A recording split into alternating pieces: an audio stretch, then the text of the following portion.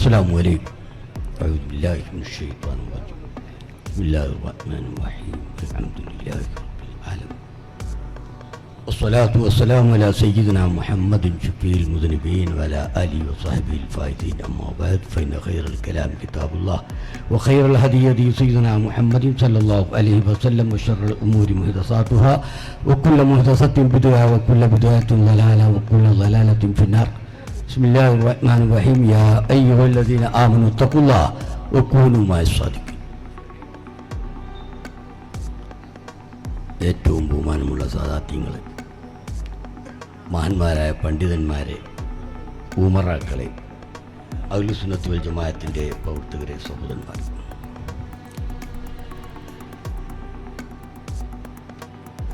ഒരു ദിവസമെങ്കിലും പൂക്കോട്ടൂർ സാഹിബിന് ശേഷം പ്രസംഗിക്കണമെന്ന് എനിക്ക് തോന്നിയിരുന്നു. അത് ഇന്ന് നടന്നു. ഇവിടെ ഒരുപാട് കാര്യങ്ങൾ നാം കേൾക്കുകയുണ്ടായി. അതെല്ലാം ശരിയാണ്. അതേ സംബന്ധിച്ചൊന്നും ഞാൻ ആവർത്തിക്കുന്നില്ല. ഇതേ ഇരുത്തം കുറേ നേരമായല്ലോ നമ്മുടെ കാരണന്മാരിയിരിക്കുന്നത്. ഈ സദസ്സിനൊരു പ്രത്യേകതയുണ്ട്. എല്ലാ ഉയർന്ന പണ്ഡിതന്മാരും നേതാക്കളും വക്കീലന്മാരും രാഷ്ട്രീയ നേതാക്കളും MLA-മാരും എല്ലാവരും ഈ സദസ്സിലും ഈ സ്റ്റേജിലും ഒക്കെയുണ്ട്. ഞാൻ സുദീർഘമായി പ്രസംഗിക്കുന്നില്ല. രണ്ട് കാര്യമാണ് ശ്രദ്ധയിൽപ്പെടുത്താനുള്ളത്. ഒന്ന്, ഇപ്പോ നമ്മുടെ ഇടയിൽ, സുന്നത്ത് ജമാഅത്തിൻ്റെ ഇടയിൽ പ്രശ്നമുള്ള ചില സംഗതികളൊക്കെ ഉണ്ട്. എനിക്ക് പറയാനുള്ളത്, അതൊന്നും സംസാരിച്ച് നാം ആരും ആ വ്രണം വലുതാക്കാൻ ശ്രമിക്കരുത്. ഒരു വലിയ പ്രസ്ഥാനം, ലക്ഷോപലക്ഷം ജനങ്ങളുള്ള പ്രസ്ഥാനമാണ് നമ്മുടേത്, സമസ്ത കേരള ജമിയത്തുൽ ഉലമയുടേത്. അതിൽ ഒരുപാട് വിദ്യാർത്ഥികളും ചെറുപ്പക്കാരും സാധാരണക്കാരും പണ്ഡിതന്മാരും മഹാന്മാരായ നമ്മുടെ ഉമറാക്കളും എല്ലാം ഉണ്ട്. അതുകൊണ്ട് തന്നെ സ്വാഭാവികമായി അഭിപ്രായ വ്യത്യാസങ്ങൾ ഉണ്ടാവും. ഒരാൾ മാത്രമുള്ള പ്രസ്ഥാനത്തിന് അത് പ്രസ്ഥാനമെന്ന് പറഞ്ഞുകൂടാ, അവിടെ അഭിപ്രായ വ്യത്യാസവും ഉണ്ടായില്ല. പക്ഷേ ഈ അഭിപ്രായ വ്യത്യാസങ്ങൾ അത് മാന്തി വലുതാക്കി വളരെ വലിയ മുറിവാക്കി നാം പ്രവർത്തിക്കാൻ പാടില്ല. ഇതാണ് എനിക്ക് പറയാനുള്ളത്. ഇന്ന് നമ്മുടെ മഹാന്മാരായ നേതാക്കൾ ഒരു പ്രസ്താവന പുറപ്പെടുവിച്ചു. അവർ ചെയ്യേണ്ട കാര്യങ്ങൾ അവർ ചെയ്യും. ചിലത് നമുക്ക് പെട്ടെന്ന് അതിൽ അഭിപ്രായം ഉണ്ടാകണമെന്നില്ല, പക്ഷെ അത് ശരിയായിരിക്കും. അപ്പോൾ അവരെന്തു പറയുന്നു എന്നതാണ് എല്ലാ വിഷയത്തിലും നമുക്ക് പരിഗണിക്കാനുള്ളത്.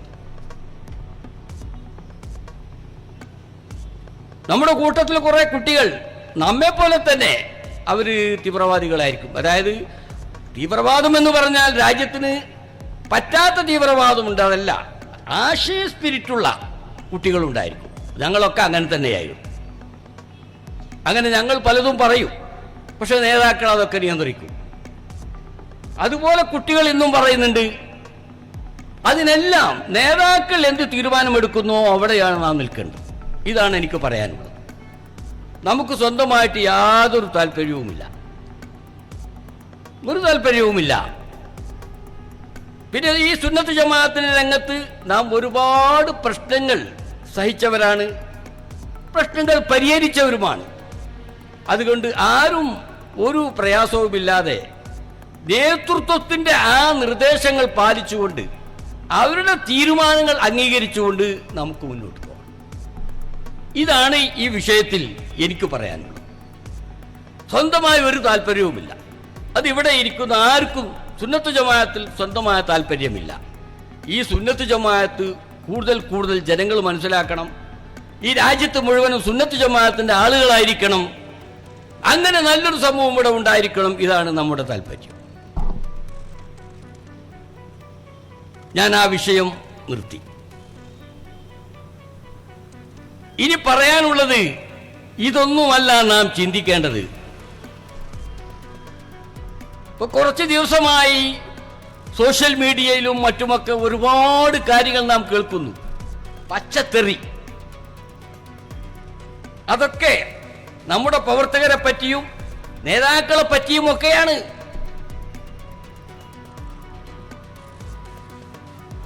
പക്ഷേ അതൊന്നും എന്നെ സംബന്ധിച്ചിടത്തോളം ചിന്തിക്കേണ്ട ഒരു സംഗതിയായില്ല. എൻ്റെ ചിന്ത വേറെയായിരുന്നു. എന്തായിരുന്നു എൻ്റെ ചിന്ത? ഇപ്പോ നമ്മുടെ സമസ്തയുടെ ഭരണഘടനയുടെ ഉദ്ദേശ ലക്ഷ്യങ്ങൾ അതിൽ പറയുന്നത്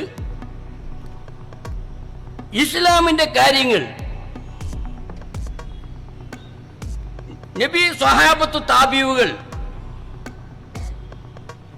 പഠിപ്പിച്ചത് പ്രകാരം ഉൾക്കൊള്ളുക, പ്രചരിപ്പിക്കുക എന്നാണ്. ഖുർആനും ഹദീസും എല്ലാം അതിൽ പെട്ടുകഴിഞ്ഞു. എന്നാൽ ഇന്ന് നമ്മുടെ ലോകത്ത് എന്ത് സംഭവിക്കുന്നു നിങ്ങൾ അറിഞ്ഞോ? 4 ദിവസങ്ങൾക്ക് മുമ്പ് ചൈനയിലെ അവിടുത്തെ വലിയ പ്രൊഫസർമാർ, വലിയ ശാസ്ത്രജ്ഞർ ഒരു തീരുമാനം പ്രഖ്യാപിച്ചു. ചിലപ്പോൾ നിങ്ങളൊക്കെ വായിച്ചിട്ടുണ്ടായിരിക്കും. എന്താ തീരുമാനം? ഇസ്ലാം എന്നും ഇവിടെ നിലനിൽക്കും, ഖുർആൻ എന്നും നിലനിൽക്കും, ഇസ്ലാമിന്റെ വീക്ഷണം എന്നും ഇവിടെ ഉണ്ടായിരിക്കും, അതിന് യാതൊരു പോറലും ഏൽക്കുകയില്ല എന്ന് നാം തീർത്തും വിശ്വസിക്കുന്നു. പക്ഷേ നമ്മുടെ മുമ്പിലുള്ള ചില ചോദ്യങ്ങൾ എന്താണ്? ആ ശാസ്ത്രജ്ഞന്മാർ പറഞ്ഞത് സന്താനമുണ്ടാകാൻ സ്ത്രീയുടെ ആവശ്യമില്ല, പുരുഷനും ചേർന്നാൽ സന്താനമുണ്ടാകും. നിങ്ങൾ വായിച്ചിട്ടുണ്ടോ?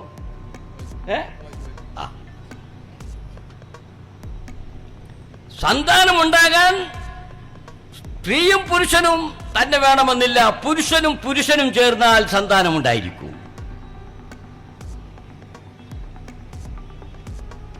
ഇത് വായിച്ചു. കണ്ണൂരിനടുത്തുള്ള ഒരു ടീച്ചർ ഇടയ്ക്കിടെ ചില സംശയങ്ങൾ ചോദിക്കാറുണ്ട് ഫോണിൽ.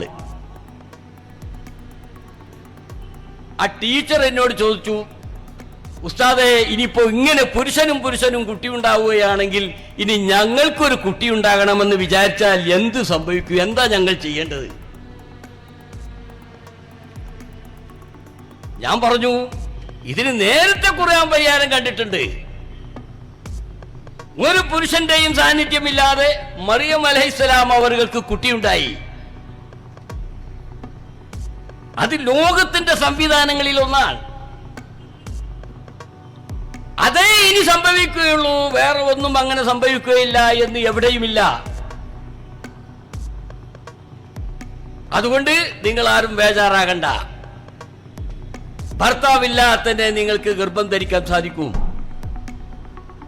എന്ന് വെച്ചാൽ മര്യാദ കെട്ട നിലക്കല്ല, മര്യാദക്ക് തന്നെ.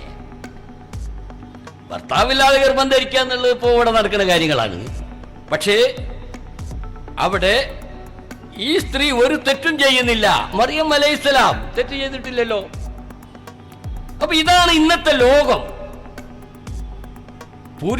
പുരുഷനും തമ്മിൽ ബന്ധപ്പെട്ട് കുട്ടിയുണ്ടായാൽ അത് ശരിയായ കുട്ടിയാണോ? ആ കുട്ടിക്ക് ഈ പിതാവിന്റെ സ്വത്താവകാശമുണ്ടോ? അതിൽ ആരാണ് ഉമ്മ, ആരാണ് ഉപ്പ? ഇതെല്ലാം വിഷയമല്ലേ? ഇതെല്ലാം കാണാൻ പോവുകയാണ് നാം. യാ അയ്യുഹന്നാസ് ഇന്നാ ഖലഖനാകും മിൻ ദക്കരിൻ വ ഉൻസ. മാന്യ മഹാജനങ്ങളെ, നിങ്ങളെല്ലാം ഒരു പുരുഷനിൽ നിന്നും ഒരു സ്ത്രീയിൽ നിന്നുമാണ് നാം പടച്ചിരിക്കുന്നത്. അത് കഴിഞ്ഞ കാലത്തെ കാര്യം പറഞ്ഞാണ് പടച്ചിരിക്കുന്നത്. ഇനി എന്ത് ചെയ്യും എന്നുള്ളത് അവിടെ പറഞ്ഞിട്ടില്ല.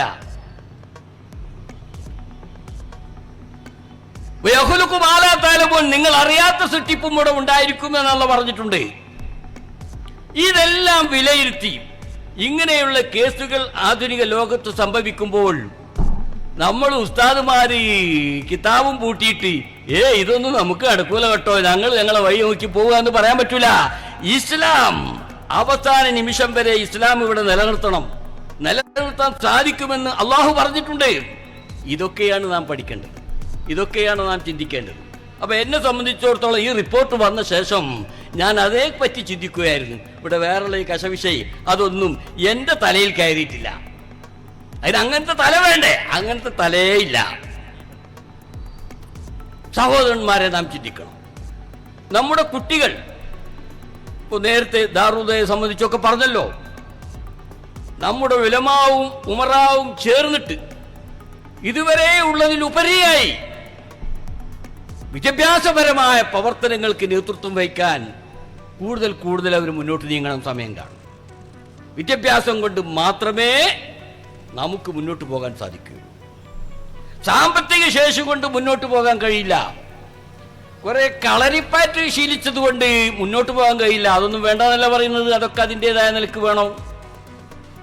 പക്ഷെ വിദ്യാഭ്യാസ പ്രവർത്തനങ്ങൾ കൊണ്ട് മാത്രമാണ് ലോകത്തെ നേരിടാൻ നമുക്ക് സാധിക്കുക. യാതൊരു സംശയവും ആ കാര്യത്തിലില്ല. അള്ളാഹുവിന്റെ അനുഗ്രഹത്താൽ ഇന്ന് നമ്മുടെ എത്ര കുട്ടികൾ ഡിഗ്രിയും PGയും റിസർച്ചും ഒക്കെ നടത്തിയിട്ട് ലോകത്തെ കീഴടക്കിക്കൊണ്ടിരിക്കുകയാണ്. ദാറുൽ ഹുദ നമുക്കൊരു ഉദാഹരണമാണ്. അതുപോലെ ധാരാളം വിദ്യാർത്ഥികൾ ഉയർന്ന പഠനം നടത്തി ഇന്നവർ സുന്നത്ത് ജമാഅത്തിന്റെ പ്രവർത്തനങ്ങൾ, ഇസ്ലാമിന്റെ പ്രവർത്തനങ്ങൾ ലോകത്തിന്റെ എല്ലാ ഭാഗത്തും നടത്തുന്നു. അത് വിദ്യാഭ്യാസം കൊണ്ടാണ്. ഇതിനാണ് നാം പ്രാധാന്യം നൽകേണ്ടത്.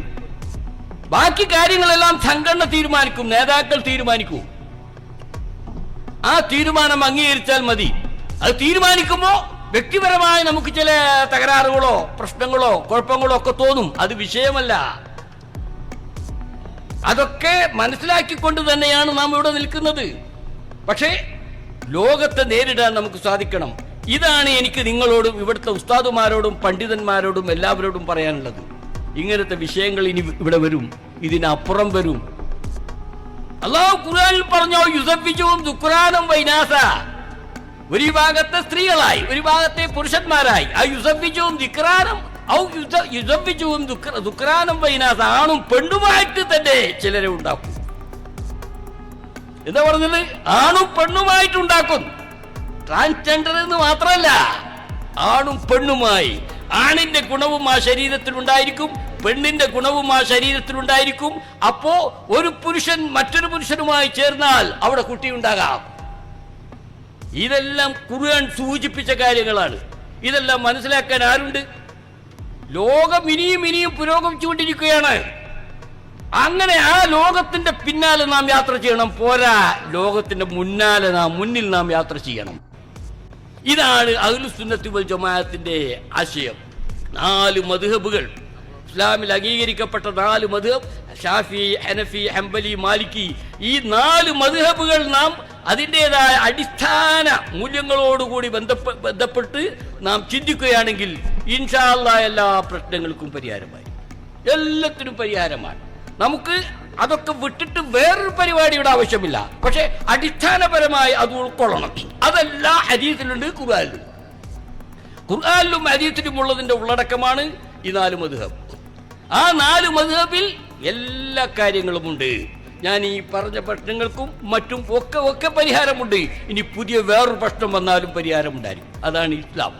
അതുകൊണ്ട് അനാവശ്യമായ ചർച്ചകളും വാട്സപ്പുകളും അതുപോലെ സോഷ്യൽ മീഡിയയിലെ വാർത്തകളും പ്രസംഗങ്ങളും അതൊന്നും ശ്രദ്ധിക്കാതെ നാം അടിസ്ഥാനപരമായ കാര്യങ്ങളെക്കുറിച്ച് ബോധവാന്മാരായിരിക്കുക.